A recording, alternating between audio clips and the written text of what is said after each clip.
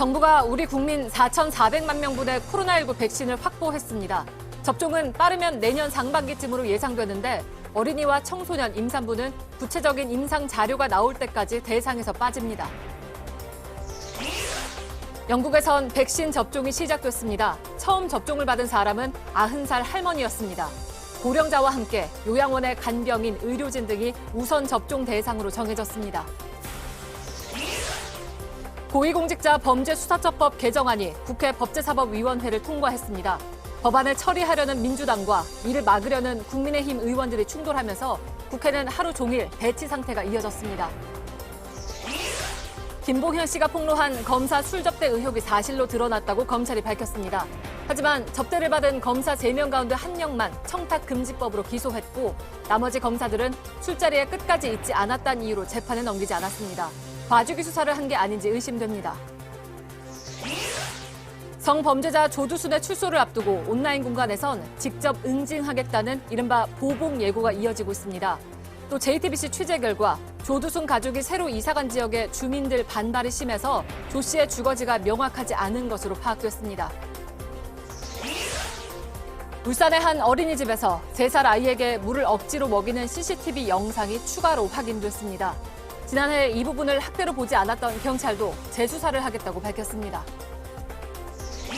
새벽 4시 반 이렇게 긴 줄이 늘어선 곳이 있습니다. 아침 식사 차례를 기다리는 사람들입니다. 코로나19 대유행 이후 거리의 사람들은 밥 한 끼 먹기조차 힘들어졌다고 하는데요. 밀착 카메라에서 그 사연들을 취재했습니다.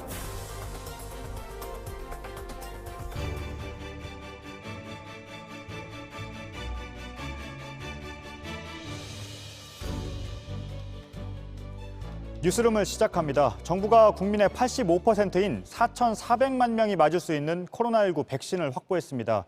늦어도 내년 3월엔 국내로 들어옵니다. 그리고 접종은 이르면 내년 상반기부터 시작됩니다. 먼저 임소라 기자입니다. 정부는 당초 3,400만 명분의 확보를 목표로 했습니다. 집단 면역을 염두에 두고 국민의 60%, 약 3천만 명분을 사기로 한 겁니다. 여기에 1,000만 명분이 더해졌습니다. 부작용 등이 있을 수 있어 충분하게 더 확보한 겁니다. 영국의 아스트라제네카와는 이미 선구매 계약을 끝냈습니다. 미국의 제약사인 화이자와 모더나, 얀센과는 법적 구속력이 있는 합의를 했습니다. 이달 안에 정식 계약을 맺기로 했습니다. 여기에 백신의 공동구매와 배분을 위한 국제 프로젝트인 코박스 퍼실리티를 통해 1,000만 명분을 더 확보했습니다. 국내에는 늦어도 내년 초에 들어옵니다. 늦어도 3월을 시작으로 단계적으로 도입될 예정입니다. 특히 백신마다 유통 방식과 효과가 달라 이에 맞춰 세분화된 접종 계획을 수립하겠다는 게 정부의 입장입니다. 화이자 백신의 경우 저온 유통이 필수적이고 유효 기간이 짧은 게 단점입니다. 아스트라제네카의 경우 가격이 저렴하고 유통 기한도 길지만 효과가 상대적으로 낮다는 지적이 제기돼 왔습니다.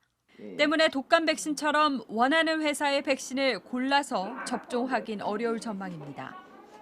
중국의 백신은 안전성 등에 대해 충분하게 자료가 확보되지 않아서 빠졌습니다. 미국의 노바백과 러시아 스푸트니크 등은 이번에는 포함되지 않았습니다. 정부는 임상 3상에 들어간 백신에 대해서는 필요할 경우 협상을 하겠다고 밝혔습니다. JTBC 임소라입니다. 백신을 확보했다는 소식에 궁금한 게 많으실 겁니다. 누구부터 그리고 언제부터 맞을지 또 부작용은 없는지 값은 얼마인지까지 최종혁 기자가 설명해 드립니다. 네, 물량 확보와는 별개로 실제로 접종은 빠르면 내년 상반기쯤이 될 것으로 보입니다. 그러니까 외국의 상황 등을 보고 부작용이 있는지 또 있다면 어떻게 대응할 수 있는지를 먼저 본 다음 늦지 않게 접종을 하겠다는 건데요. 자, 접종이 시작되어도 모든 사람이 곧바로 맞을 수 있는 건 아닙니다. 정부는 먼저 접종할 대상자를 선정했는데요. 자, 우선 고령층과 오래된 질환을 갖고 있는 사람 등 감염에 취약한 계층, 그리고 의료인과 요양시설에서 일하는 사람, 또 경찰과 군인 등 사회에서 필수적인 직업군에 있는 사람 등 모두 3,600만 명입니다. 자, 일반인은 그 다음인데요. 다만 어린이와 청소년, 임산부는 당분간 백신을 맞을 수가 없습니다. 자, 임상 자료가 없기 때문인데요. 정부는 안전성과 유효성을 확인할 수 있는 자료가 확보되면 접종 여부를 검토하겠다라고 밝혔습니다. 자, 접종비의 경우 우선 접종 대상자는 무료입니다. 자, 일반인들은 돈을 내야 하는데 아직까지 얼마인지는 정해지지 않았습니다. 자, 그리고 보시는 것처럼 백신별로 유통 또 보관 방식이 다른데요.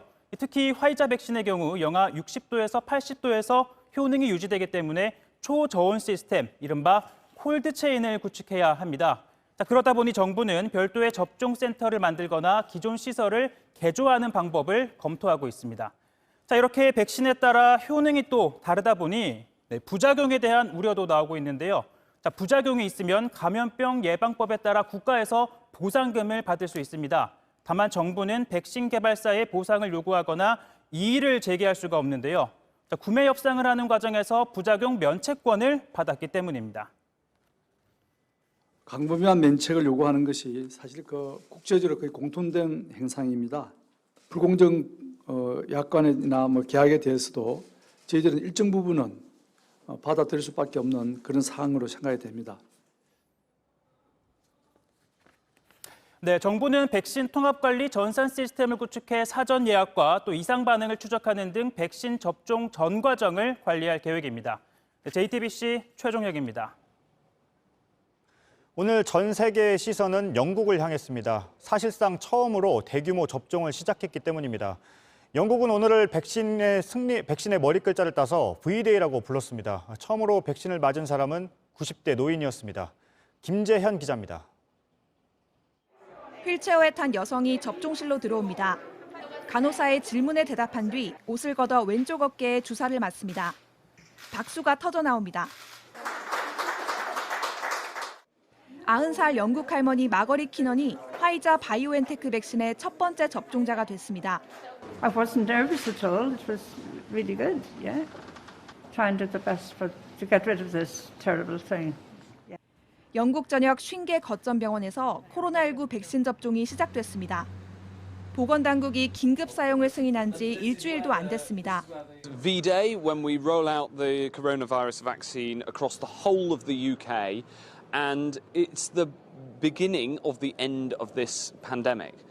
감염에 취약한 이들이 백신을 먼저 맞습니다. 80살 이상 노인과 의료진, 요양원 관계자 등이 대상입니다. When I received the telephone call, I was very excited. I got the opportunity of joining in. Big relief because I think it's not an ordinary crisis. 접종 후엔 백신 정보와 다음 접종일이 적힌 카드를 받게 됩니다. 1차 접종 후 3주 뒤 한 번 더 맞아야 면역이 생깁니다. 영국은 지금까지 화이자 백신 4천만회 분을 확보해뒀습니다. 한 사람당 2차례 접종해야 하는 만큼 모두 2천만 명이 맞을 수 있습니다. JTBC 김재현입니다.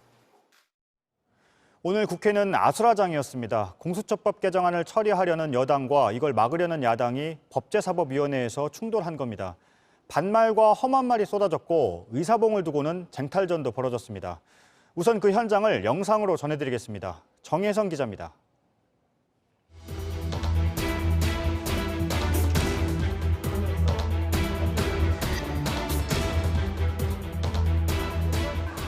국민의힘이 법사위 회의장에 들어서면서부터 충돌은 시작됐습니다. 조수진 의원님 빨리 와서 앉으세요. 자리 잡아요. 영민원 남의 이름 들먹이지 마!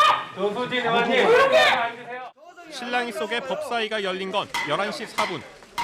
하지만 공수처법 개정안 심사가 시작되자 곧바로 다시 회의장은 아수라장이 됩니다. 국회 선진화법 위반이에요. 그래서 오늘 회부된 안건은 조정에 완결되지 않았습니다. 결국 토론은 불발, 여당은 표결로 갑니다. 이 법안에 찬성하시는 의원님들은 기립해 주십시오. 과반 찬성으로 법안이 의결되었습니다. 이렇게 표결까지 걸린 시간은 7분. 하지만 싸움은 가결 의사봉을 두드리는 상황까지 이어졌습니다. 과반 찬성으로 법안이 의결되었습니다. 의원 되니까 세상이 안 무섭지? 권력 망하는 걸 똑똑히 볼게요, 내가. 우리가 집권해본 사람이요. 권력이 영원할 것 같아요? 일부 국민의힘 의원은 법사위 활동을 하지 않겠다면서 명패를 반납하기도 했습니다. 결국 여야는 회의장 안팎에서 서로를 독재 세력이라고 몰아붙였습니다. 평생 독재의 꿀을 빨다가 이제 와서 상대 정당을 독재로 몰아가는 이런 행태야말로 정말 독선적인 행태입니다. 소위 촛불 정권이라는 문재인 정부가 과연 이전 정부와 무엇이 다른지를 묻지 않을 수가 없습니다. JTBC 정혜성입니다. 오늘 법사위를 통과한 개정안의 핵심은 공수처장 후보 추천에 대한 야당의 비토권을 사실상 없앴다는 겁니다. 또 만약에 야당이 정해진 시간 안에 추천위원을 정하지 않으면 국회의장이 대신 정하도록 했습니다. 이어서 이희정 기자입니다. 국민의힘이 공수처법 개정을 지연하기 위해 요청한 안건조정위원회가 오전 9시에 열렸습니다. 하지만 민주당은 곧바로 회의를 비공개로 돌렸고 비공개할 게 뭐 있어요? 위원회 의결로 비공개로 진행하도록 하겠습니다. 열린민주당과 힘을 합쳐 공수처법 개정안을 법사위 전체 회의로 직행시켰습니다. 전체 회의도 빠르게 진행됐습니다. 토론이 불발된 뒤 기립표결로 바로 가결을 선언한 겁니다. 오늘 법사위를 통과한 개정안의 핵심은 공수처장 후보 추천위의 의결 정족수를 낮추는 겁니다. 위원 7명 중 6명이 동의해야 처장 후보를 낼 수 있었던 걸 5명만 동의해도 후보 추천이 가능하게 바꾸는 겁니다. 이렇게 되면 야당목 추천위원 2명이 반대해도 후보 추천이 가능해집니다. 또 정당이 열흘 안에 추천위에 내보낼 위원을 정하지 않으면 국회의장이 대신 추천하도록 하는 조항도 포함됐습니다. 야당의 시간 끌기를 원천 차단하겠다는 겁니다. 하지만 오늘 개정안 처리에 대해 정의당은 힘으로 밀어붙이는 것은 납득이 되지 않는다며 국회 절차를 지키라고 했습니다. JTBC 이희정입니다. 법사위를 통과한 공수처법 개정안은 이제 본회의 처리만을 남겨놓고 있습니다. 국민의힘은 지금 본회의 통과를 막겠다며 국회 안에서 농성을 이어가고 있습니다. 농성 현장으로 가보겠습니다. 유한울 기자, 지금도 농성 중인가요? 네, 어제부터 시작된 국회 본청 로텐다홀에서의 농성을 이틀째 이어가고 있습니다. 국민의힘은 본회의가 열리는 내일까지 그대로 밤샘 농성을 한다는 계획입니다. 네, 그런데 표결을 하면 막을 수가 없습니다. 본회의에서 어떻게 막겠다는 건가요? 네, 내일 본회의에서 필리버스터링, 그러니까 무제한 토론을 해서 막겠다는 겁니다. 무제한 토론을 통해서 공수처법 개정안의 문제점과 처리 과정의 부당함을 국민에게 알린다는 계획입니다. 필리버스터도 계속할 수는 없는 것 아닌가요? 네, 국민의힘이 내일 본회의에서 필리버스터링을 시작해도 내일 자정이면 끝이 납니다. 내일이 올해 정기국회 회기의 마지막 날인데 국회법상 회기가 끝나면 필리버스터로 또 자동으로 끝나기 때문입니다. 사실 100일은 내석 거여 민주당의 입법 드라이브를 막을 수단이 마땅치 않은 국민의힘인데요. 겉으로는 저지를 위해 모든 걸 하겠다 이렇게 밝히고 있지만 내부적으로는 할 수 있는 게 없다는 고민이 깊은 상황입니다. 내일 자정에 필리버스터가 끝나면 공수처법 개정안은 언제 처리가 되는 겁니까? 역시 국회법상 필리버스터가 끝난 법안은 다음 본회의 때 자동으로 표결에 들어갈 수 있습니다. 이걸 활용한 민주당은 이미 바로 다음 날인 10일에 임시국회를 소집해 놓은 상태입니다. 그러니까 지금으로선 10일 오후 2시에 본회의가 열려서 국민의힘의 반대 속에 공수처법 개정안은 처리될 걸로 보입니다. 네, 잘 들었습니다. 국회에서 유한울 기자였습니다. 정치 분야의 이슈 체커인 박성태 기자가 나와 있습니다. 공수처법이 개정되면 야당의 비토권이 없어집니다. 네, 그렇습니다. 원래는 공수처장 후보는 추천위원 7명 중 6명의 찬성을 받아야 됐습니다. 야당목 추천위원이 2명이니까 야당 추천위원들이 반대하면 안 됐습니다. 그래서 비토권이라고 했는데요. 그런데 이번에 이걸 5명만 찬성하면 되는 것으로 법 개정을 하고 있는 겁니다. 바로 비토권이 없어지는 게 법 개정의 핵심입니다. 야당의 비토권은 원래 여당이 약속했던 것 아닌가요? 그렇습니다. 공수처장을 대통령이 마음대로 임명할 수 있지 않느냐라는 야당의 주장에 대한 반박 근거가 바로 이 비토권이었습니다. 이는 반대로 비토권이 무력화된다면 공수처에 대한 견제는 그럼 어떻게 되느냐라는 비판을 받을 수 있습니다. 그런 부담이 있는데도 여당이 강행하는 셈법에는 어떤 게 있습니까? 네, 어제 문재인 대통령은 권력기관 개혁과 관련해서 노력의 결실을 맺는 마지막 단계에 이르렀다라는 표현을 썼습니다. 더 이상 야당 반대에 끌려갈 수 없다는 분명한 메시지인 거고요. 그리고 법 여건으로 하면 180석이 넘는데도 공수처나 출범시키지 못하느냐라는 지지자들의 비판도 부담이 됐습니다. 여기에 최근 추미애 법무부 장관과 윤석열 검찰총장 간의 갈등도 영향을 끼쳤을 것으로 보입니다. 네, 어떤 영향이죠? 물론 공수처가 개혁 입법이지만 야당 반발에도 불구하고 굳이 강행해야 되느냐라는 의문이 남을 수 있습니다. 최근 윤 총장에 대한 징계 여부가 마치 검찰 개혁인 것처럼 비춰지면서 여론의 여권이 좀 불리했었습니다. 그런데 공수처법 개정은 이슈 전환 효과가 있습니다. 검찰 개혁을 이른바 추와 윤의 갈등에서 공수처법 개정이라는 제도적 문제로 돌려놓는 겁니다. 또 공수처법 개정에 대해서, 공수처법에 대해서 찬성 여론이 높았다는 것도 강행 배경의 계산으로 풀이됩니다. 네, 그러면 공수처가 출범을 하면 논란이 사라지나요? 제도적으로는 공수처에 대한 출범 준비는 모두 끝나갑니다. 하지만 여전히 문제의 핵심은 누가 공수처장으로 오느냐입니다. 실제 공수처장을 두고 중립성 시비가 계속될 수 있기 때문에 여권의 이번 계산이 여론의 호응을 어떻게 받느냐, 이 부분이 이제 평가를 받아야 됩니다. 네, 이슈체커 박성태 기자였습니다. 김봉현 씨의 폭로로 시작된 검사 술접대 의혹의 수사 결과가 오늘 발표됐습니다. 함께 자리했던 검사 출신 변호사는 소설이라고 했지만 검찰 수사팀은 사실이라고 했습니다. 그런데 검찰은 같이 술을 마신 검사 3명 가운데 1명만 재판에 넘겼습니다. 나머지 2명은 밤 11시 전에 가서 접대받은 금액이 100만 원이 안 된다는 이유를 들었습니다. 먼저 조보경 기자입니다. 수사팀은 검사 3명이 술접대를 받은 사실이 객관적인 증거로 인정된다고 했습니다. 하지만 검사 3명 중 2명은 기소하지 않았습니다. 비검사와 김봉현 씨, 소개자인 A 변호사만 재판에 넘겼습니다.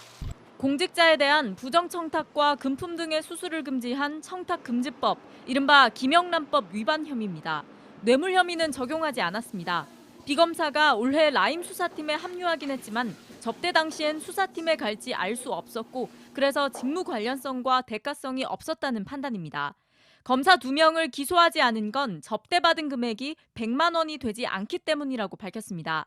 수사팀에 따르면 술자리는 지난해 7월 18일 밤 9시 30분부터 다음 날 새벽 1시까지 이어졌습니다. 접대 비용은 총 536만 원인데 이 중 481만 원이 11시까지의 비용이었다고 수사팀은 설명했습니다. 이를 5명으로 나누면 먼저 간 검사 1명당 약 96만 원이었다는 겁니다. 수사 결과에 대해 3명의 검사는 공식적인 입장을 내지 않았습니다. A 변호사는 수사 결과가 사실에 부합하지 않아 유감이라고 했습니다. 수사팀은 검찰이 술접대 의혹을 알고도 은폐했다는 의혹과 여당 정치인의 비리를 알아내려고 김 씨를 회유하고 협박했다는 의혹에 대해선 증거를 찾지 못했다고 했습니다. 야당 정치인에 대한 의혹은 현재 수사 중이라고 밝혔습니다. JTBC 조보경입니다. 수사 결과는 발표됐지만 크게 2가지 의문이 남아 있습니다. 뇌물이 아닌 벌금형이 유력한 청탁금지법을 적용한 이유입니다. 술자리에 머문 시간을 재판에 넘기는 기준으로 삼았다는 것도 선뜻 이해가 안 되는 대목입니다. 신아람 기자입니다. 검사 중 유일하게 기소된 비검사는 재판에서 유죄가 나와도 벌금형에 그칠 것으로 보입니다. 청탁금지법 위반은 뇌물죄에 비해 형량이 매우 가볍기 때문입니다. 수사팀은 직무 관련성과 대가성을 인정하기 어렵다는 이유로 뇌물 혐의를 적용하지 않았습니다.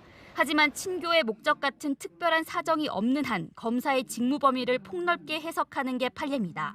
과거 다른 검사의 뇌물 사건에서 대법원은 뇌물죄에서의 직무는 법령에서 정한 직무뿐 아니라 관련 있는 직무, 예전에 맡았거나 미래에 맡을 직무까지 포함한다고 판시했습니다.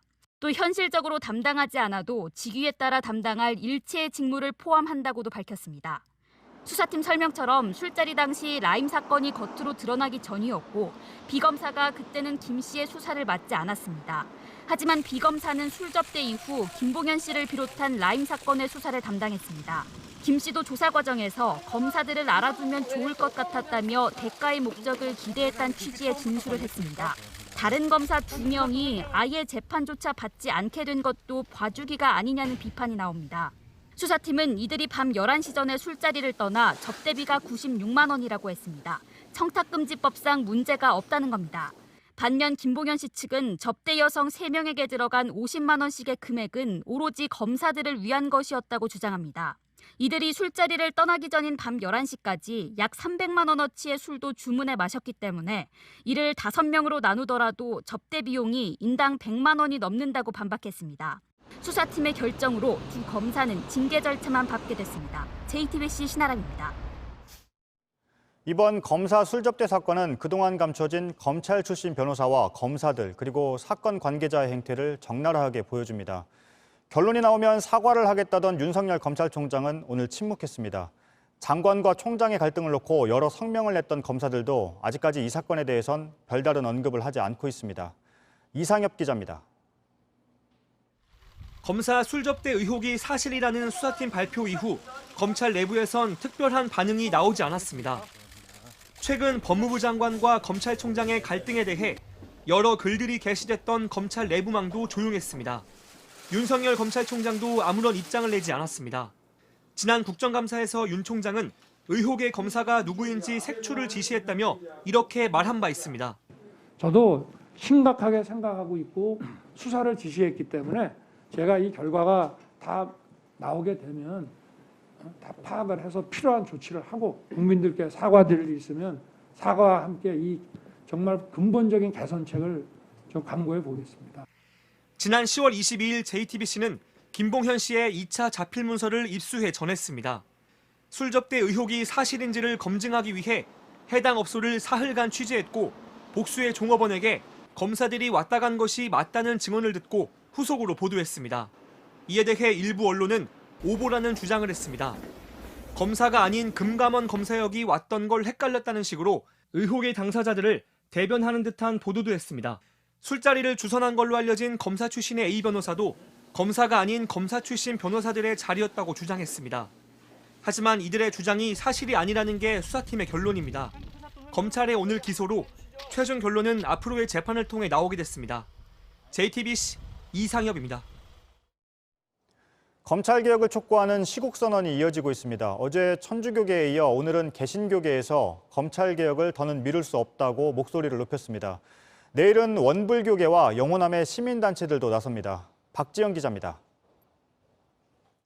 유독 검찰개혁만은 그에 저항하는 집단 이기주의에 의해 번번이 좌절되었습니다. 전국에서 목사와 교회 장로 등 4,074명이 참여했습니다. 종교계에선 천주교계에 이어 두 번째입니다. 이들은 검찰이 무소불위의 권력을 휘둘렀다고 했습니다. 무전유죄, 유전무죄로 힘없는 사람들은 억울하게 범죄자가 되고 그들의 처벌은, 그들의 사과는 하나도 없었습니다. 행정부, 입법부, 사법부보다 위에 있다며 법치는 검치가 됐다고 비판했습니다. 없는 죄도 만들어서 억울한 사람을 양산한 반면 부패한 권력의 범죄는 눈 감아주는 검찰개혁의 핵심이 특권의 해체라고도 했습니다. 따라서 공수처와 검경수사권 조정안을 검찰이 앞장서서 받아들여야 한다고 주장했습니다. 검찰개혁을 촉구하는 시국선언은 계속될 전망입니다. 원불교 성직자 300여 명도 내일 국회 앞에서 검찰개혁 촉구를 위한 시국선언을 합니다. 영호남 시민단체 300여 곳은 광주와 부산 등 전국 7개 검찰청 앞에서 검찰개혁을 위한 기자회견을 열기로 했습니다. JTBC 박지영입니다. 아동 성폭행범 조두순이 나흘 뒤에 출소합니다. 출소하면 조 씨를 찾아가서 응징하겠다는 사람들이 나오자 경찰은 어떠한 경우든 보복 행위를 강하게 처벌하겠다고 했습니다.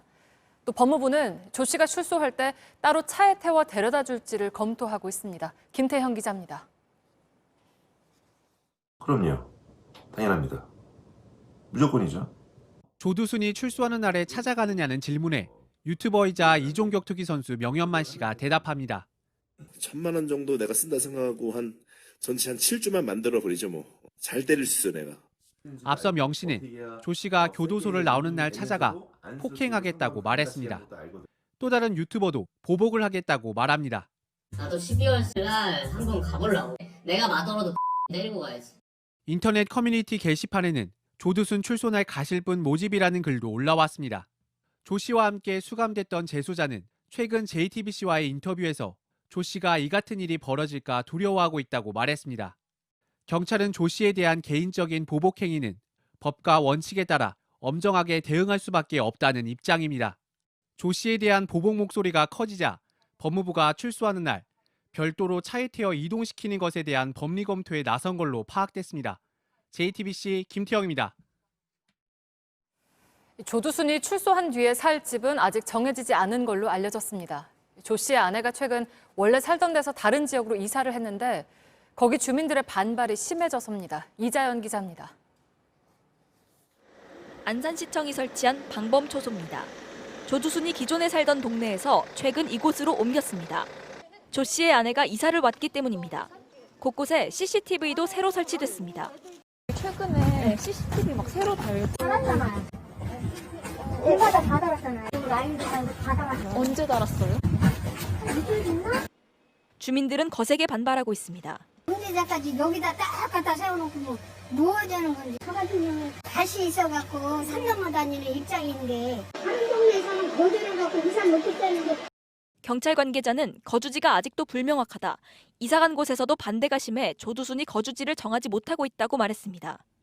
하지만 경찰은 관할경찰서 소속 강력팀을 전담 배치하겠다는 계획입니다. 관할 지구대도 집 주변을 수시로 순찰하기로 했습니다. 한편 조두순이 신청했던 법무부 취업 지원 프로그램은 일단 받아들여지지 않았습니다. 출소를 한 뒤 일자리를 알선해주는 프로그램입니다. 대부분 신청만 하면 쉽게 받아들여지지만 조두순은 특수한 경우로 분류한 겁니다. 한국법무보호복지공단 관계자는 조두순에게 출소 후 다시 신청하면 그때 다시 검토하겠다고 전달했다고 했습니다. 조두순이 다시 신청하지 않으면 보류된 신청권은 취소됩니다. JTBC 이자연입니다. 어린이집 교사가 3살 아이에게 13분 동안 7잔의 물을 억지로 먹였다는 소식 어제 전해드렸습니다. 그런데 이렇게 한 게 한두 번이 아니었던 걸로 보입니다. 다른 CCTV 영상에도 같은 방식으로 억지로 물을 먹이는 모습이 확인됐습니다. 학대로 보기 애매하다던 경찰도 재수사를 하겠다고 밝혔습니다. 배승주 기자가 취재했습니다. 원생들이 간식을 먹습니다. 교사가 장과 주전자를 내려 물을 따릅니다. 그런데 이 교사 갑자기 반대편에 홀로 떨어져 있던 3살 A군을 당겨 앉힙니다. 그러자 A군은 곧바로 잔을 들이킵니다. 잠시 뒤 A군의 잔을 빼서 두 번째 잔을 따릅니다. 함께 있던 다른 아이들이 집으로 돌아간 뒤에도 A군 컵에 계속 손을 갖다 댑니다. 1, 2분 간격으로 잔을 채우고 먹이기를 반복합니다. 6째 잔에선 주전자에 남은 물을 다 붓습니다. 그리고선 냉장고에서 다른 물통을 꺼냅니다. A군이 잔을 비우자 또 7째 잔을 따릅니다. 7잔을 마시는데 13분가량 걸렸습니다. 방문을 마침 한 거야. 7컵째 먹고 있는데 애기가 먹다가 내려놓고 저를 보고 나오는 교실 밖으로 나오는 거죠. 제가 거기서 너무 충격받았어요. 영상 속 이 교사는 나흘 전에도 A군에게 12분간 물 7잔을 먹게 했습니다. 이때 A군은 물을 토해내고 울다 경련까지 일으켰습니다. A군은 10달 넘게 심리치료도 받고 있습니다. 늘상 집에 왔을 때쯤 되면 아이가 소변량이 너무 많아서 기저귀가 축 처질 정도다. 지난해 수사 당시 경찰은 억지로 먹였는지가 애매하다며 물을 먹인 건 학대로 보지 않았습니다. 범죄 사실에 안 넣었기 때문에 그거는 지금 일단은 확인은 안 했습니다. 하지만 CCTV 영상이 나오고 여론이 들끓자 경찰은 오늘 재수사를 하겠다고 밝혔습니다. 검찰도 공소장에 빠진 물학대를 확인하겠다며 법원에 변론 제기를 신청했습니다. 법원은 내일 예정됐던 선고를 미루고 오늘 16일 재판을 다시 열기로 했습니다. JTBC 배승주입니다. 붙잡힌 피해자도 체포한 경찰도 모두 고글과 방역복으로 꽁꽁 싸맸습니다. 코로나19 시대에 범죄자를 국내로 데려오는 장면입니다. 마스크를 쓴 이 범죄자는 마스크 판매 사기범이었습니다. 조소희 기자가 보도합니다. 비행기에서 한 무리의 남성들이 걸어 나옵니다. 하얀 방역복에 마스크, 고글, 하늘색 장갑까지 누가 누군지 분간이 안 될 정도입니다. 곧이어 경찰로 보이는 남성이 서류를 보여줍니다. 미란다 원지 거지 받으셨대요? 네. 그러면 법위에서 체포하시고 수감을 처하겠습니다.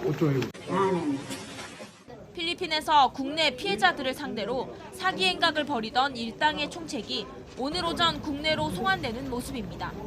코로나19 우려에 이색적인 장면이 펼쳐진 겁니다. 피의자들이 현재 이민청 수용소에 오랜 기간 있었는데요. 코로나 감염 확산 여부도 불분명하고 해서 저희가 감염 예방 차원에서 그렇게 방호복을 쓰게 되었습니다. 이들은 2016년 12월부터 지난 3월까지 온라인 카페 등에 있지도 않는 물건이 있는 것처럼 허위 판매 글을 올렸습니다. 돈만 받아 챙기고 물건을 보내지 않았습니다. 전국적으로 285명이 당했고 피해액은 134억 원입니다. 코로나19로 마스크가 귀했던 올해 초엔 마스크 수천 장을 팔겠다며 15억 5천만 원을 가로챘습니다. 경찰은 지금까지 사기단 20명을 검거했고 이 중 4명을 구속했습니다. 나머지 총책 1명과 조직원 11명은 계속해서 추적할 방침입니다. JTBC 조소입니다.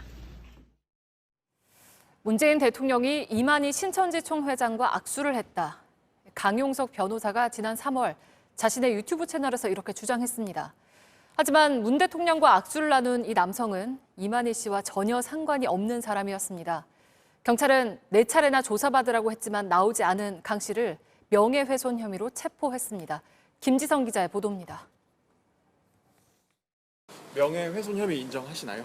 그 사진이 분명히 이만희 총 회장인 줄 알고 있었고 우파 유튜버들에 대한 대대적인 탄압을 예고하는 게 아닌가.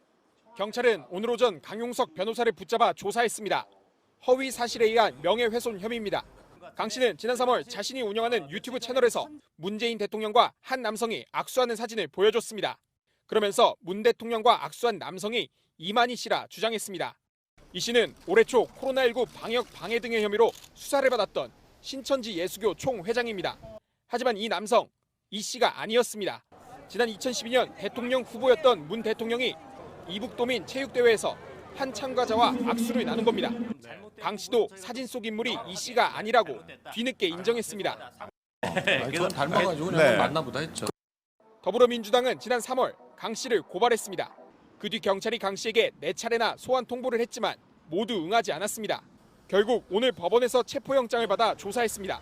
JTBC 김지성입니다.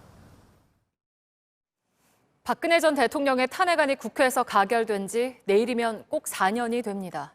이날에 맞춰서 국민의힘 김종인 비대위원장은 이명박 박근혜 정부의 실정에 대해서 대신 사과하겠다고 밝혔는데요. 이게 쉽지가 않습니다. 사과를 지지하는 쪽과 반대하는 쪽으로 당이 갈라지고 있습니다. 최승기 기자입니다. 김종인 국민의힘 비대위원장은 이르면 내일 대국민 사과를 한다는 방침입니다. 4년 전 박근혜 전 대통령의 탄핵소추안이 국회에서 가결된 날이기 때문입니다. 국회 본회의가 열리기 직전 기자회견 형식이 될 것으로 보입니다.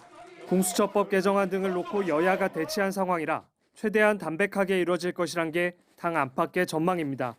김 위원장은 중도층 민심을 잡기 위해선 두 전직 대통령의 과오에 대해 사과하는 게 필요하다는 입장을 여러 차례 밝혔습니다. 저는 여기 안주하려고 온 사람이 아닙니다. 당이 국민의 마음을 어떻게 하면 다시 얻을 수 있느냐 하는 이 노력에 대해서 다 같이 협력을 좀 해주셨으면 감사하겠습니다. 유승민 전 의원은 이제 탄핵의 강을 건너야 한다며 김 위원장을 지지했습니다. 조수진 의원도 처절한 반성, 신패족 선언은 정기국회 전화라도 했어야 했다. 지금도 지나치게 늦었다고 했습니다. 당직자들도 지지 성명을 내 힘을 보탰습니다. 하지만 친박근혜계를 비롯해 당내 반발이 커지고 있습니다. 배현진 의원은 김 위원장은 수시로 직을 던지겠다는데 어른의 자세가 아니다면서 뜨내기의 변으로 들릴 뿐이라고 강도 높게 비난했습니다. 김종인 위원장이 무슨 자격으로 사과하느냐는 겁니다. 무소속 홍준표 의원도 사과는 굴종의 길이라고 목소리를 높였습니다. 일부 중진 의원들 역시 김 위원장을 찾아 우려를 표시했습니다. 이 때문에 보수 강경파의 김종인 흔들기가 시작된 것 아니냐는 분석도 나옵니다. JTBC 최승기입니다. 새로 나온 코로나19 확진자는 594명입니다. 사흘 만에 600명대 아래지만 떨어졌다고 말하기엔 많은 숫자입니다. 내일은 더 많아질 수 있습니다. 오늘 오후 6시까지 확진자가 516명입니다. 그동안 추세를 보면 내일 적어도 600명대 중반 아니면 700명대까지 나올 수 있습니다. 병원은 이미 한계를 넘어서고 있습니다. 방역당국은 이대로면 의료체계가 버티기 힘들다고 말합니다. 먼저 확진자 상황을 서영지 기자가 보도합니다. 문이 닫혀 있습니다. 6층에서 나온 코로나 확진자 때문입니다. 금융감독원 본원 전체를 폐쇄한 건 처음입니다. 언제 폐쇄했죠? 오늘 아침. 목요일까지 일하고 있거든요. 끝났으니까. 내일도 하고 하는 걸로 알고 있거든요.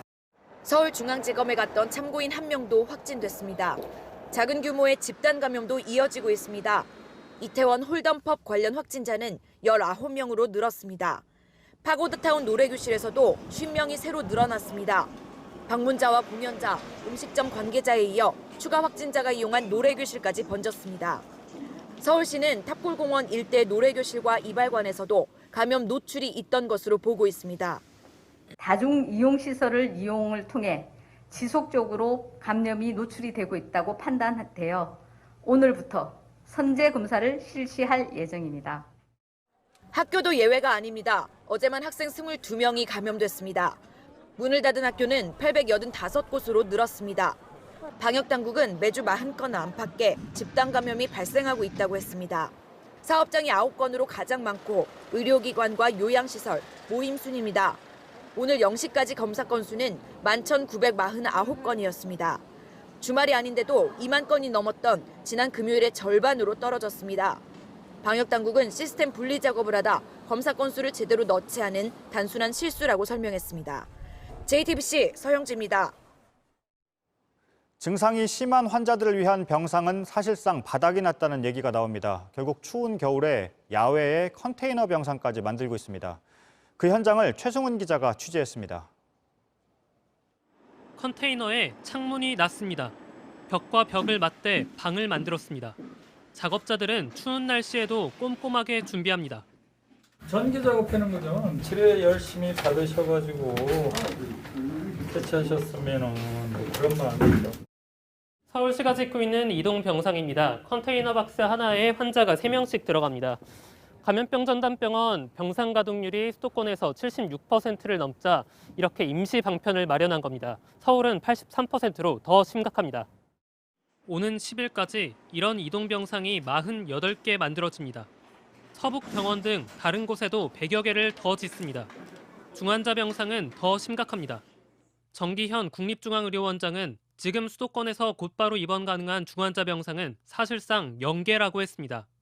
병상이 있어도 의료진이 없는 것도 문제입니다. 경증 환자용이든 중증 환자용이든 병실만 만든다고 해결되는 게 아니라는 겁니다. 제일 중요한 건 인력이고요. 공공병원에서 더 이상 추가로 확보될 병상이 많지 않습니다. 민간 의료기관들이 이 코로나19와의 싸움에 같이 합류해 주셔야 되고 정부는 그런 것들을 잘 조직화해 주셔야 된다고. 정부는 오늘 수도권에 중증 환자 전담 치료 병상이 10개 남았다고 발표했습니다. 하지만 의료진을 어떻게 확보할지는 설명하지 않았습니다. 한편 서울의료원에 컨테이너 병상이 만들어지는 자리가 원내 어린이집과 가까워 우려된다는 지적이 있었습니다. 서울시는 감염 우려는 없다며 펜스를 설치하는 등 추가 조치를 하겠다고 밝혔습니다. JTBC 최승훈입니다. 미국 캘리포니아에서는 방역과 개인정보 보호를 놓고 논란이 뜨겁습니다. 확진자와의 접촉 정보를 알려주는 코로나19 앱이 도입되면서 특정 장소에서 얼마나 오래 머물렀는지도 공유될 예정입니다. 로스앤젤레스에서 홍희정 특파원입니다. 선택은 자유입니다. 하지만 사용자가 많으면 많을수록 시스템은 더 효과적으로 작동하게 됩니다. 휴대폰에 앱을 깐 사람들을 토대로 감염 정보가 만들어지기 때문입니다. 프로그램의 기본 원리는 누가 누구와 얼마나 가까이, 얼마나 오래 있었는지를 탐지하는 겁니다. 그리고 만약 앱 사용자가 코로나19 확진 판정을 받는다면 접촉자들에게 익명으로 경고 메시지를 전할 수 있습니다. 물론 이 또한 선택사항입니다. 미국 캘리포니아주가 이런 식으로 바이러스 확산을 막아보겠다고 발표했습니다. If you choose to use it, we can leverage more and more utilization, which will make us more effective and more meaningful. 캘리포니아주는 위치 전송 프로그램을 통해 개인정보를 수집하지 않겠다고 했지만 무선 블루투스를 이용하기 때문에 이 사생활 침해가 이뤄질 수도 있다는 우려가 제기되고 있는데요. 실제로 어떻게 생각하는지 의견을 들어봤습니다. 앱을 사용하겠다는 사람들은 방역과 안전을 최우선으로 생각했습니다. I agree with it because I don't know, it just keeps people safe, you know, like when I'm out in the streets, you know, I know who has and who doesn't. It not only protects me, but protects my family and the people around me to keep them safe as well. 하지만 자신의 정보를 내주는 꼴이라는 결론을 내린 사람들은 취지에 전혀 공감하지 못했습니다. It's an invasion of privacy and like they would know where we're at all the time and our location. it collect my information, my personal information. No, I'm not agree for that. 자신을 보호하기 위해 자신을 드러낼 수밖에 없는 시스템을 놓고 시민들은 고민에 빠졌습니다. 로스앤젤레스에서 JTBC 홍희정입니다. 막말 논란을 빚은 인터넷 방송인의 자녀가 어느 초등학교에 입학할 거란 사실이 알려지며 논란이 됐습니다. 일부 학부모들이 안 좋은 영향을 줄 수 있다면서 입학을 막아야 한다고 했기 때문입니다. 심한 비판은 하지 말아야 한다는 의견도 나옵니다. 이상화 기자입니다. 결점 번복하길 바랍니다. 인천의 한 사립초등학교 게시판에 올라온 글입니다. BJ 철구로 알려진 인터넷 방송인의 자녀가 입학하는 것으로 알려진 뒤입니다. 하지만 잘못 알려진 것이었습니다. 저희 학교랑은 아무런 상관도 없었는데 말이 그렇게 크게 돌았네요. 돈만 주면 다 받냐는 비난도 나왔습니다. 이런 글이 올라온 건 BJ 철구의 막말 때문입니다. 방송 중 담배를 피우거나 장애인을 비하하는 말을 했습니다. 최근에는 개그우먼 고 박지선 씨의 외모를 비하해 논란이 됐습니다. 너무 팬들한테 너무 죄송하고 저도 좀 실수 안 하도록 좀 노력을 좀 해보도록 하겠습니다. 너무 죄송합니다. 여러분. 온라인에서는 다른 인천의 사립초등학교 여러 곳에 항의 글이 올라왔습니다. 해당 학교들은 입학이 사실이 아니라는 글까지 올렸습니다. 그러면서도 자녀가 상처받지 않도록 배려해야 한다고 했습니다. 아이가 어느 학교에 가게 되든지 꿈이 이뤄질 수 있도록 격려해야 한다고도 말했습니다. 도를 넘는 공격은 멈춰야 한다는 의견도 커지고 있습니다. 부모님이 잘못하신 거니까 딸이 근데 피해를 볼 수는 없는 거잖아요. 해당 자녀의 입학이 확정된 학교는 구체적인 입장을 내놓지 않았습니다. JTBC 이상화입니다.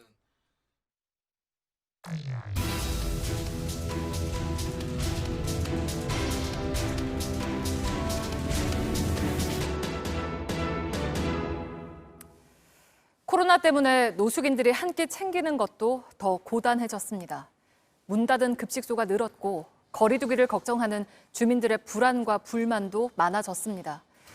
스스로 급식소를 쓰레기 매립장에 빗댄 한 노숙인의 말 속에 또 자존심이라면서 남이 볼까 서둘러 도시락을 우겨넣은 한 노숙인의 가방 속에 이들에게 밥을 먹는다는 게 어떤 건지 그 속에 든 이야기들을 들어보겠습니다. 서효정 기자입니다. 광장에 불이 꺼졌습니다. 사람도 찾아볼 수 없습니다. 모두가 잠든 새벽 서울역입니다. 이곳 서울역에는 다른 사람들보다도 훨씬 하루를 더 일찍 시작하는 사람들이 있다고 하는데요. 그들이 누구일지 현장으로 가보겠습니다. 여기저기 침낭이 있습니다. 움직임이 없습니다. 전철역 아래로 내려가 봤습니다. 일렬로 놓인 침낭들, 노숙인들입니다.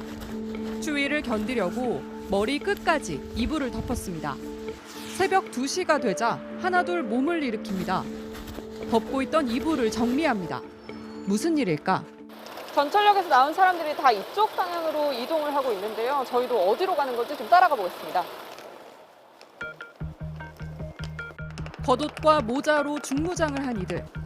짐가방을 끌거나 큰 가방을 메고 걸음을 재촉합니다. 어디로 가는 걸까? 박스 한 장을 손에 쥔 남성. 횡단보도를 지나 다리를 건넙니다. 거리엔 24시간 편의점 불빛만 있습니다. 15분 정도 걸어 도착한 곳엔 먼저 온 사람들이 많습니다. 지금 식사 시작하는 거예요. 밥을 먹기 위해 새벽 3시부터 줄을 서는 겁니다. 들고 온 박스를 깔고 앉고 나서야 숨을 돌립니다. 줄 서는 게 일이요. 한 2끼만 먹으면 좀 편하고 이 먹은 사람도 많아. 줄 서기 싫으니까. 코로나19 유행 이후 서울의 무료 급식소 54곳 중 17곳이 문을 닫았습니다. 그러다 보니 문이 열린 곳을 찾아 모이는 겁니다. 요즘에는 막 저 외까지 줄을 서요. 저 외까지. 그냥 아니 너무 심하더라고. 배식까지는 2시간. 주변 건물을 보며 기다립니다. 아파트 들어가 얼마짜리 올라간 거.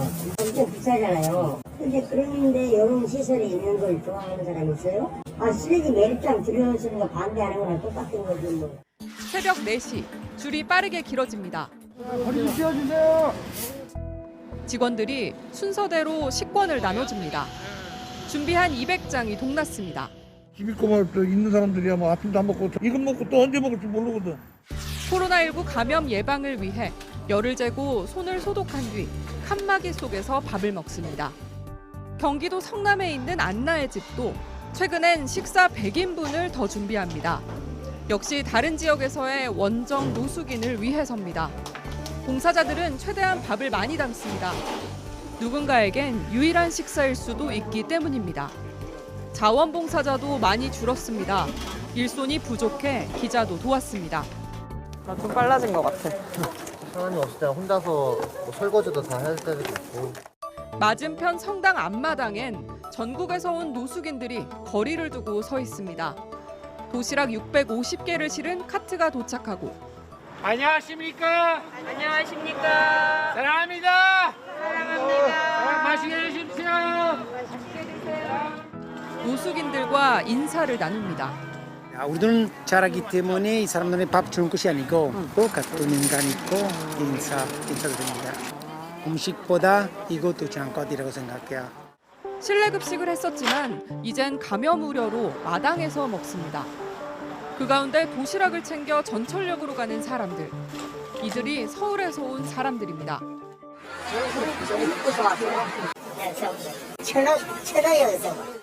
길목에 잠시 멈춰서더니 가방에 도시락을 밀어 넣습니다.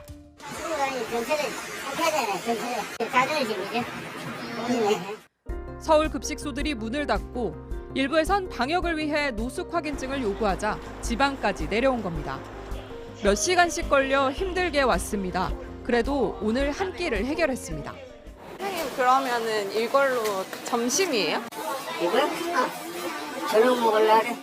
이들을 보는 시선은 곱지 않습니다. 점심은 드셨어요? 뭐 하는 거야 지금? 연세가 많으신 분들은 모임이나 다 그러잖아요. 저렇게 공짜로 쓰니까 더 일을 안 하시고 더. 거리두기가 강화되면서 급식소에 대한 각종 민원이 늘었습니다.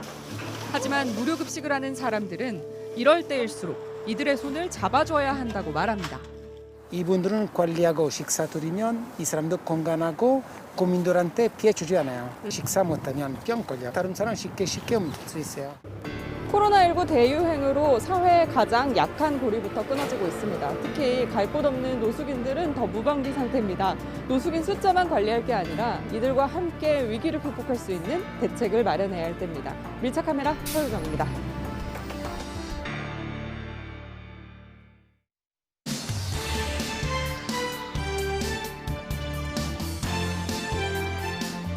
한 걸음 더 친절하게 김소연의 백브리핑입니다.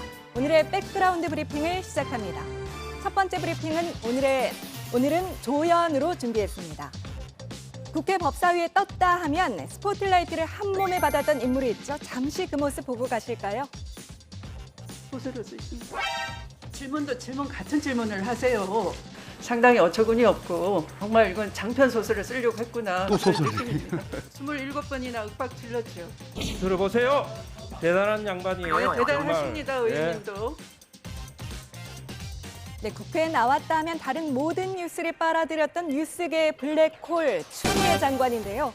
오늘 공수처법 개정안 처리로 그야말로 뜨거웠던 그 법사위 현장에도 추 장관이 출격을 했습니다. 그런데 오늘은 분위기가 좀 달랐습니다. 추미애 법무부 장관과 조재현 법원행정처장님이 국민의힘 전 참석하고 계십니다. 네, 들으셨나요? 추 장관만 나오면 십자포화를 퍼붓던 야당도 오늘은 추 장관이 왔다는데 계속 공수처법에 대해서만 소리를 치고 있는데요. 게다가 이 화면 속에서 추 장관 찾으셨나요? 아, 저기 저 뒤에 앉아 있었군요. 오늘은 카메라 원샷 한번 받기도 쉽지 않은 날이었던 겁니다. 잠시 뒤에 눈앞에서 벌어지고 있는 상황을 물끄러미 바라보는 모습이 아주 잠깐 포착되기도 했는데요. 강 건너 불구경이라는 표현이 어떨지요? 이렇게 한 5분쯤이 지났을 때 또 이런 얘기가 들립니다. 예, 안건 심사를 마쳤으므로 저 법무부 장관님과 법원 행정처장님은 이석하셔도 좋습니다. 이 말이 끝나기 무섭게 추 장관 책상 아래서 짐을 챙기더니 가방을 들고 유유히 회의실을 빠져나갑니다. 나가면서 딱 한마디 했습니다. 이렇게요.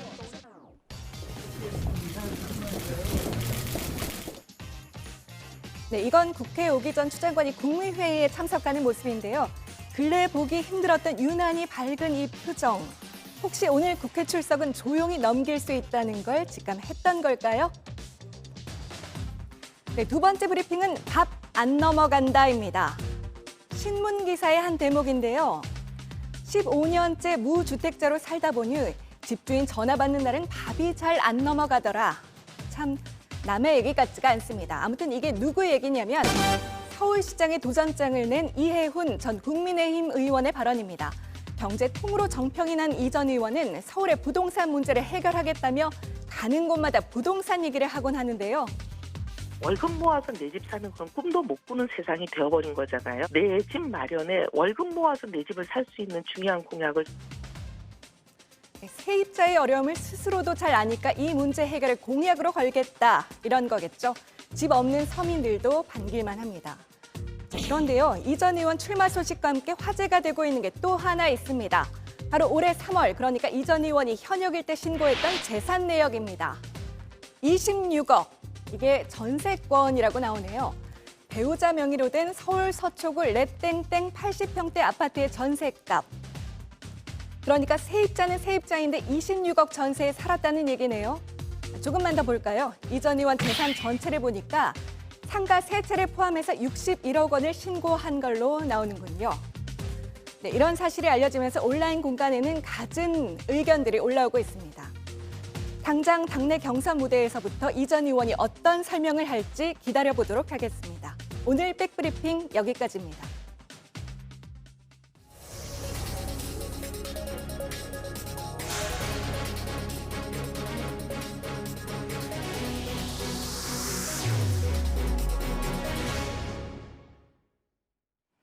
길거리에서 추던 이 춤이 오늘 올림픽에 정식 초대를 받았습니다.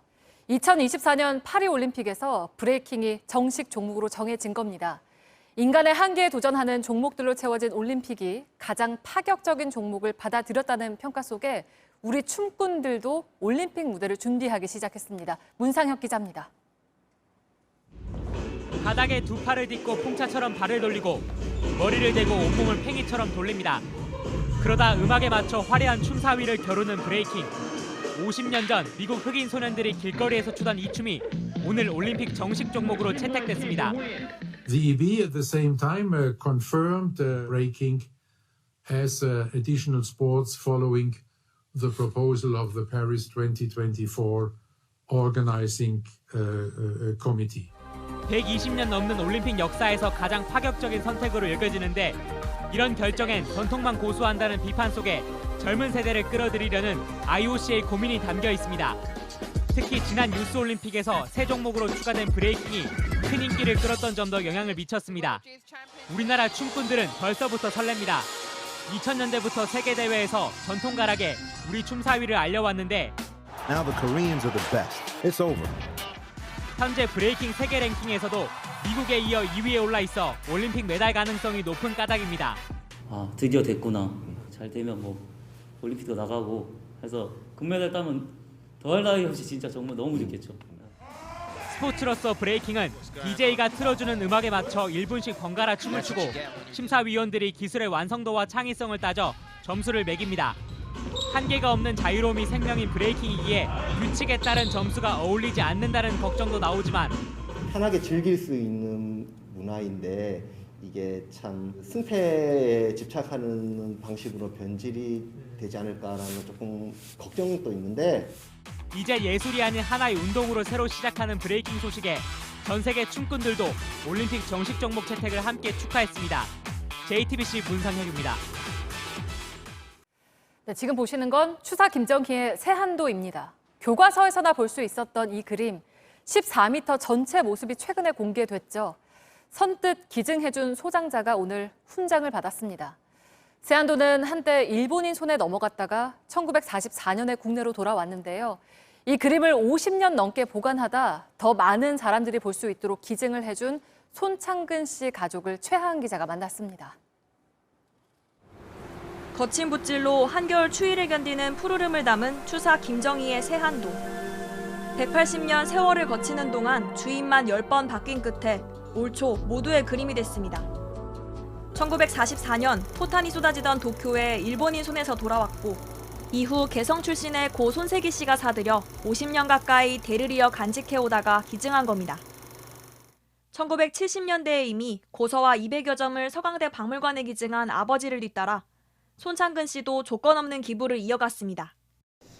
추사가 말년에 남긴 난초 그림, 용비어천과 초간본을 비롯한 유물 300여 점을 국립중앙박물관에 기증했습니다. 가장 아껴온 세안도 한 점만 남겨두다 91살을 맞은 올해 마지막 결단을 내렸습니다. 문화재청은 오늘 문화재의 금전적 가치부터 따지는 세태에 큰 울림을 줬다며 금관 문화훈장을 수여했습니다. 최고 영예의 이 훈장이 문화유산 보호 유공자에게 주어진 건 처음입니다. 고령인 손 씨를 대신해 훈장은 자녀들이 받았습니다. 세안도는요, 이 문화재 사랑에 대한 그 역사였던 것 같아요. 2020년도의 역사의 한 장을 잘 마감해 주셨다. 명화와 함께 자랐을 것 같지만 아버지는 집에서 세안도를 딱 한 번 보여줬고 기증 사실도 나중에 알았다 했습니다. 섭섭하지 않았다고 하면 그건 뭐 조금 없는 얘기하는 것 같고요. 자식보다 더 귀한 거다 이렇게 말씀하셔가지고. 소중한 유물을 모두의 유산으로 남긴 한 가족의 이야기는 시린 겨울 같은 고난도 함께 견뎌내자는 세안도와 더불어 따뜻한 울림을 전합니다. 감사합니다. JTBC 최하은입니다.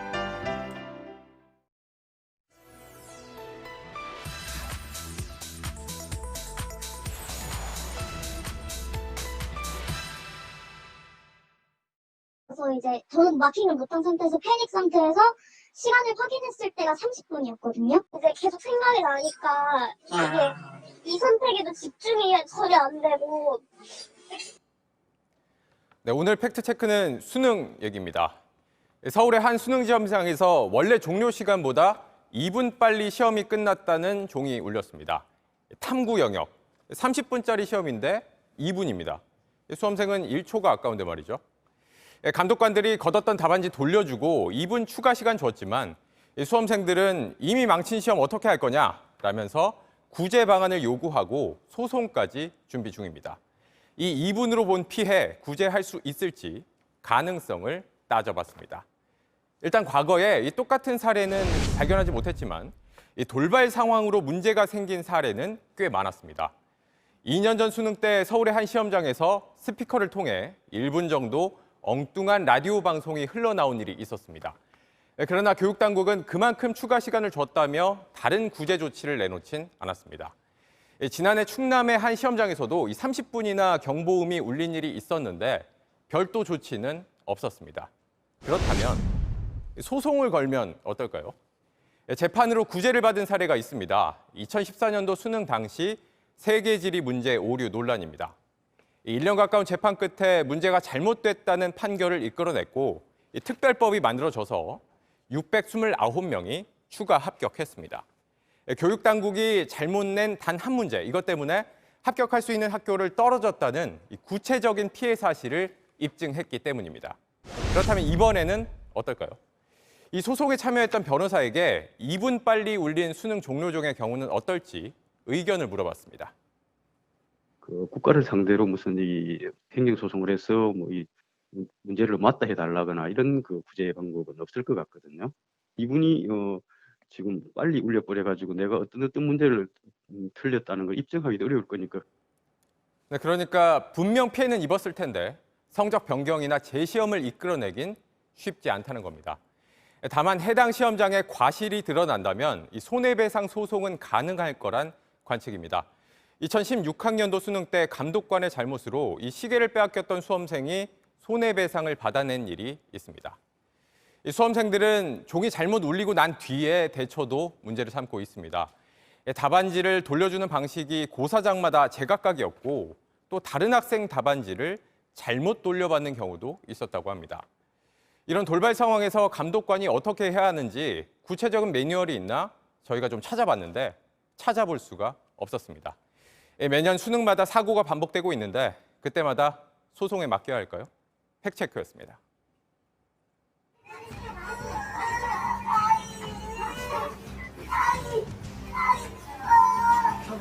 조용히 제발. 어젯밤 10시 40분쯤 충남 서천 장항항 부두에서 20대 남성 2명이 바다에 빠졌다가 구조됐습니다. 해경은 친구 사이인 이들이 술을 마시고 부두 난간에서 장난을 치다 떨어졌다고 설명했습니다. 두 사람은 저체온증 증세로 병원으로 옮겨졌습니다. 가파른 경사로에서 트럭 한 대가 무섭게 달려 내려옵니다. 급히 길을 건너려던 여성이 급히 뛰어서 내달리던 트럭에 이렇게 거의 치일 뻔합니다. 질주하던 트럭은 주차하던 자동차를 받고서야 멈춰 섰습니다. 현지 시간으로 지난 3일 브라질 리우데자네이루에서 쓰레기를 실은 트럭이 제동이 걸리지 않아 생긴 사고로 트럭 운전자가 다쳤습니다. 세계 최고봉인 히말라야 에베레스트의 공식 높이가 기존 해발 8,848m에서 86cm로 1m가량 높아질 전망입니다. 1954년 인도가 측정한 공식 높이가 60여 년 만에 달라지는 건데요.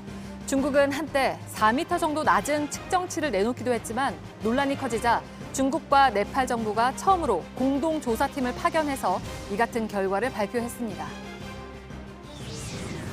한눈에 봐도 좁은 통로 계단을 올라갑니다. 높이 든 카메라 아래로 멀리 작은 건물들의 불빛이 반짝이는 아찔한 야경이 펼쳐지죠.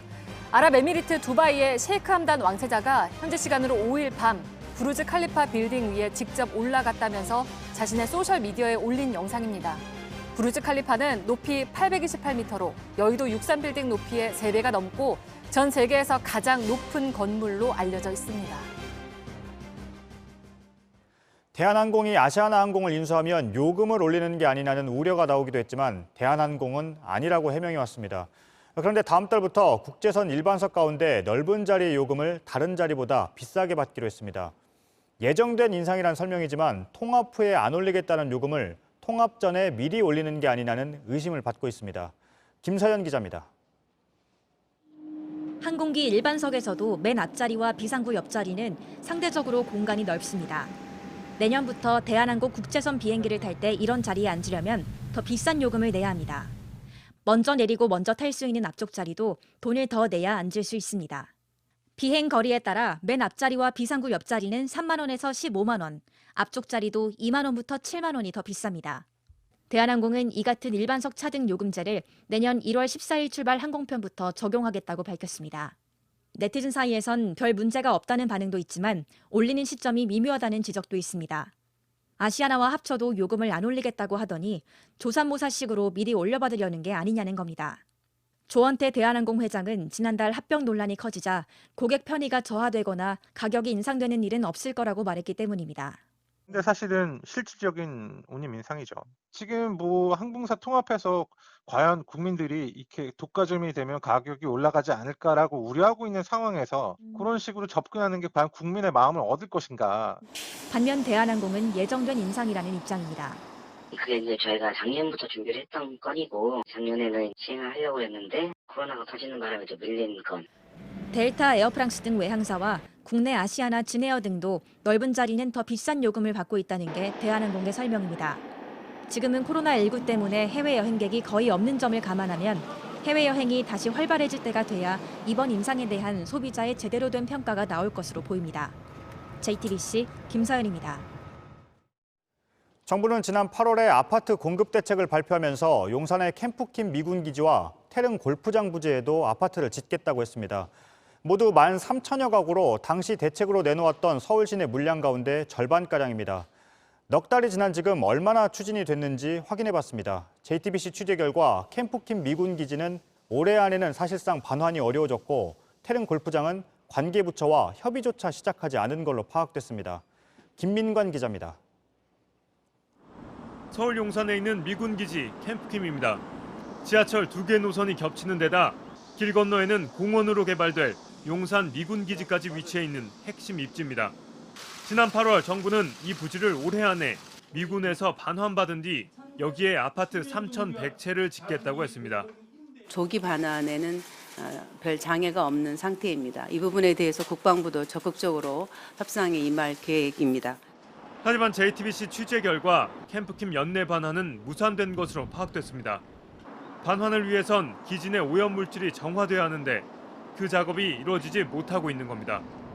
현재 환경조사는 끝났지만 이 조사 결과를 두고 미군 측과 합의가 이루어지지 않고 있습니다. 기지 내 상당수 지점에서 기준치를 넘는 오염물질이 나온 것으로 알려졌지만 미군 측은 정화 책임을 인정하지 않고 있습니다. 군 장성들이 즐겨 찾는 태릉 골프장도 정부의 부동산 대책에 포함됐습니다.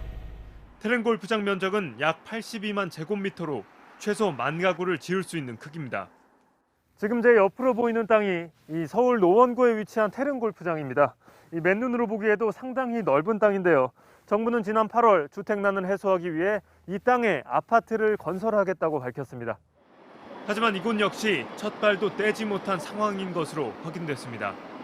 LH와 국토부가 이 부지를 공공주택지구로 지정하자고 국방부에 제안해야 공식 절차가 시작됩니다. LH 측은 아직 상급 기관인 국토부의 지시가 없었다고 했습니다.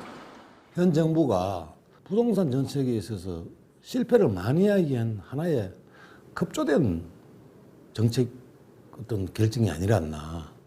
정부는 지난 8월 부동산 대책 발표 이후 캠프킴과 태릉 골프장 등 일부 지역들은 사전 청약 시기를 연기했고 이후 구체적 일정은 발표하지 않고 있습니다.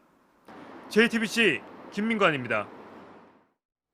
오늘 새벽에 화재 현장에서 훼손된 여성의 시신이 발견됐습니다. 경찰이 시신을 확인한 지 14시간 만에 용의자를 잡아서 조사하고 있습니다. 피해 여성이 누구인지 또 범행 이유가 무엇인지는 아직 밝혀지지 않았습니다. 용의자는 지금 혐의를 부인하고 있는 걸로 알려졌습니다. 이가혁 기자가 보도합니다. 경남 양산시 북부동 재개발 지역에 버려진 한 건물입니다. 경찰 수색견이 건물 주변을 샅샅이 뒤집니다. 오늘 새벽 3시쯤 이곳에서 불이 났다는 신고가 접수됐습니다. 그런데 출동한 경찰과 소방이 불을 끄는 도중에 쓰레기 더미에서 수상한 물체가 발견됐습니다. 확인해보니 신체 일부가 훼손된 시신이었습니다. 나머지 시신을 찾기 위해 경찰과 수색견이 투입된 겁니다. 주민들은 불안감을 감추지 못합니다. 여기가 구멍지역이에요. 조금 저녁에도 해놓은 거 무서워서 저는 한 6시면 가거든요. 근데 다른 거 아무것도 없어요. 근데 얼마 전에 이렇게 불이 났더라고요. 여기도 좋고. 여기 처음 불난 게 아니네요. 아니에요. 이거 불난 지 얼마 안 됐어요. 경찰은 주변 CCTV와 근처 차량의 블랙박스를 확보했습니다. 영상을 분석한 끝에 시신을 발견한 지 14시간 만에 59살 A씨가 용의자로 특정됐습니다. 경찰은 A씨를 살인 혐의로 긴급 체포했습니다. 증거 확보를 위해 A씨가 사는 곳도 곧바로 수색했습니다. A씨는 경찰의 1차 조사에서 범행을 모두 부인한 것으로 알려졌습니다. 경찰은 국립과학수사연구원에 의뢰해 5, 60대 여성으로 추정되는 시신의 신원도 확인하고 있습니다. JTBC 이가혁입니다. 코로나19 때문에 올해는 송년회도 못하겠다 싶어 아쉽고 또 답답한 분들 많으실 겁니다. 그런데 먼 곳에 있는 친구들과 마스크도 벗고 안전하고 신나게 만날 수 있는 송년회가 있습니다. 새로운 랜선 송년회를 이희령 기자가 취재했습니다. 2년 만에 처음으로 친구들이 다 모였습니다. 모두 잠옷 차림입니다. 얘들아 짠! 나 지금 아직 못 땄어. 잠시만. 배경도 바꿔보고 춤도 춥니다. 부쩍 큰 딸 얼굴도 보여주고 이모 안녕하세요 이모들. 지영이 안녕. 강아지도 소개합니다. 우리 까비야. 와 많이 컸다. 아 귀여워. 얘들아 어머니한테 전화 왔어. 조용히 해. 어머니. 뭔 소리하고 해. 어머니. 3명의 아기들을 서로가 단 한 번도 못 봤어요. 그 이후로는 거의 커가는 상황들을 못 봤었거든요. 그 아기들의 얼굴을 서로 막 이제 본 거죠. 너무 뜻깊고 되게 그 순간이 너무 좋았었어요. 너무 좋았어서 이렇게 매달 진행을 하기로 했어요. 멀리 떨어져 사는 친구들도 랜선 송년회 덕에 만날 수 있습니다. 앱으로 산타 모자도 함께 쓰고 크리스마스 노래도 틉니다. 새로 산 오르골도 자랑합니다. 생각보다 크다. 귀여워. 밤 9시가 넘으면 못 만나지만 온라인 송년회는 언제든 가능합니다. 단 한 번도 모인 적 없는 올해 신입사원들도 온라인으로 단합대회를 열었습니다. 편의점 음식으로 누가 더 맛있는 안주를 만드나 경쟁도 합니다. 랜선 회식이라고 했을 때 이게 뭐지? 되게 이런 생소한 느낌이 막상 해보니까 어떻게 이렇게 재밌을 수가 있지? 이 정도였나? 내가 기대했던 거 이상인데? 라는 생각보다 시간이 엄청 빨리 가더라고요. 코로나19로 직접 만날 수는 없지만 힘들었던 한 해를 꼭 함께 나누려는 마음들이 모였습니다. JTBC 이희령입니다. 친구란 뭘까? 하얀 하얀 송아지가 물었어요. 친구는 나보다 내 마음을 잘 알아. 언제 만나도 반가운 거. 같이 있으면 웃음이 나고 마음을 기댈 수 있는 거지. 함께 할수록 행복해지는 게 친구야. 가장 가까이에서 힘이 될게요. 함께 가는 친구 롯데.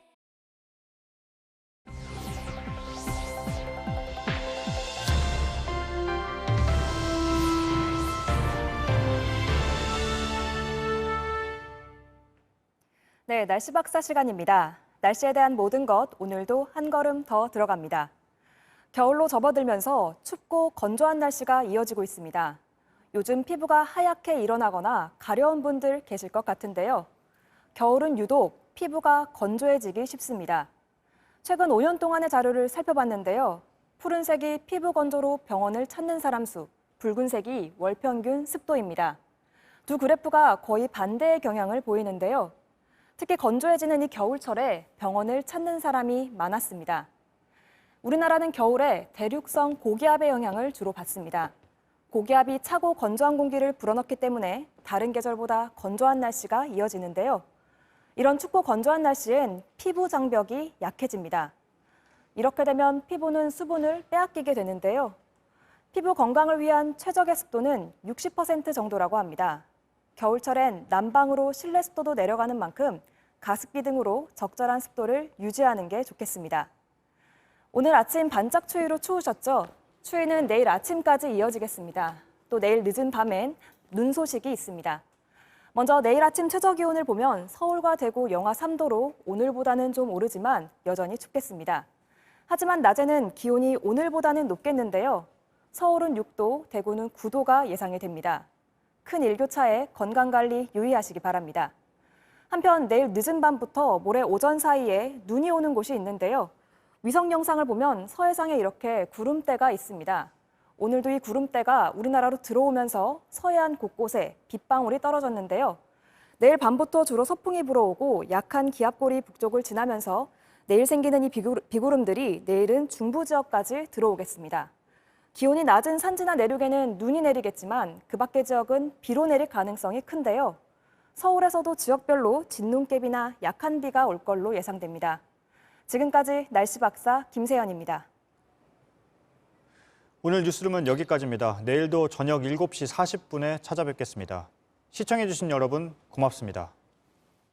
너는 누군가에게 너무 특별해.